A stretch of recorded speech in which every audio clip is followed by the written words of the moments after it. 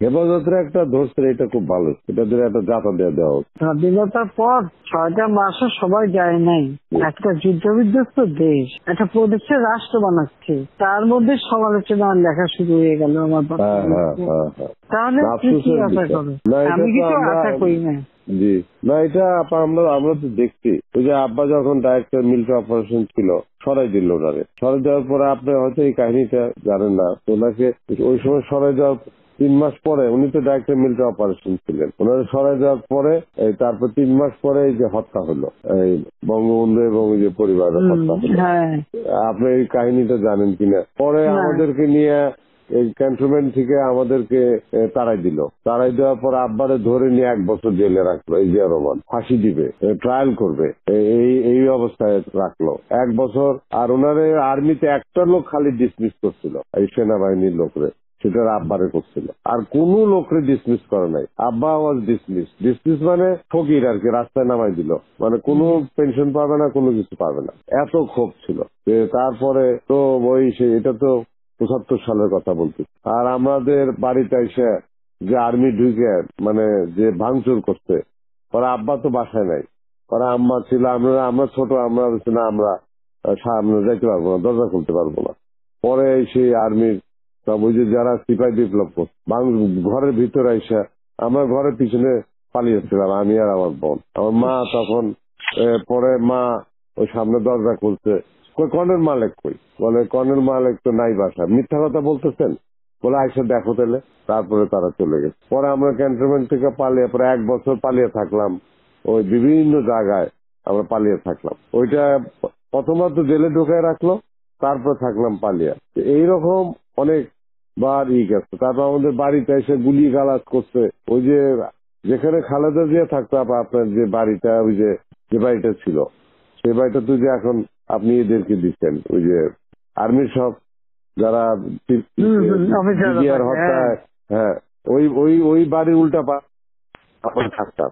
ওইখানে টিনের চালওয়ালা ঘর ছিল, ওয়াল করা ঘর ছিল তখন, ওই 73-74 সালে আর কি। তখন তো আমি ক্লাস 8-9-এ পড়ি ওই সময়। ওই হ্যাঁ না, ওখানে কতগুলি ওরকম ছিল। পরে খালেদা জিয়া আবার এই বাড়ি যখন দখল করে, তখন ও বাড়িও দখল করে ফেলছে, এই বাড়ি টাড়ি সব দখল করে ফেলছিল। ওগুলো আমরা দেখছি, আমাদের ওই টিনের ঘরের মধ্যে এসে গুলি লাগতেছে। 75 যখন ওই যে সিপাহী বিপ্লবটা, এখানে সিপাহী বিপ্লব তো কারা করছে আপনি জানেন? এই যে যারা এই যে জিয়া রহমান যার পর ফাঁসি দিল, কি নাম ওর, কর্নেল তাহের। কিন্তু এই কিন্তু সিপাহী বিপ্লবরা করছে, জাসদের লোকেরা এইসব করছে অনেক কিছুতে। তারা তো আবার আমাদের সাথে আছে, এরা তো জাসদের লোকেরাও এইসব মধ্যে ছিল। আমরা তো দেখতে পাই না ওই সময় তাদের ভিতরে কাহিনীগুলো। জাসদের তোমার বিপ্লবী নেতা, তোমার ওই যে আমাদের কাপালি সিরাজ আলম খান থেকে শুরু করে সব মিলে তারাই তো সব বড় বড়। ওই যে যারে ফাঁসি দিল, ওই কিন্তু জিয়া রহমানকে যে অ্যারেস্ট করছিল, ওই যে খালেদ মোশাররফ, তখন তো বাইর করছে তো তাহের, এবং আর্মির বিপ্লব ঘটাইছে, ইটি করছে, সিপাহী ভাই বা অফিসারদের অফিসে, এগুলো তো তাহেরই করছে।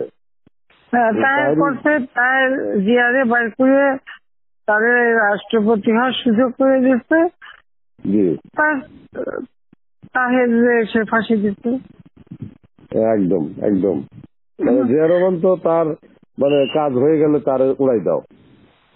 তোমার তাহেরের বউরে ইনুরা, আমরা যখন 2009 সালে সরকার গঠন করলাম, তখন এমপি বানালো। তা 2009 না 14, হ্যাঁ 2014 এমপি বানাইছিল। তো আমার কাছে একদিন তাহের ডিসপিউট ছিল, তো আমার কাছে একদিন আসতে তাহের একটা রাষ্ট্র মর্যাদা সম্মান, আমি খালি আমি পার্লামেন্টে দাঁড়ায় সব নিয়ে এসে ধরে না কথা বলে, তো সে এসে আমার সাথে কথা বলছে।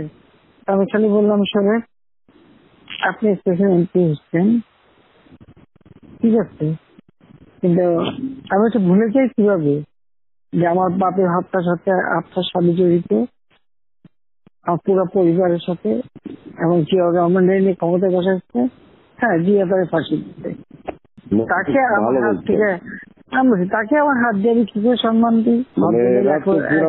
একেবারে চুপ হয়ে আসতে চলে গেল, আর কোনোদিন আমার সঙ্গে কথা বলতে আসেনি।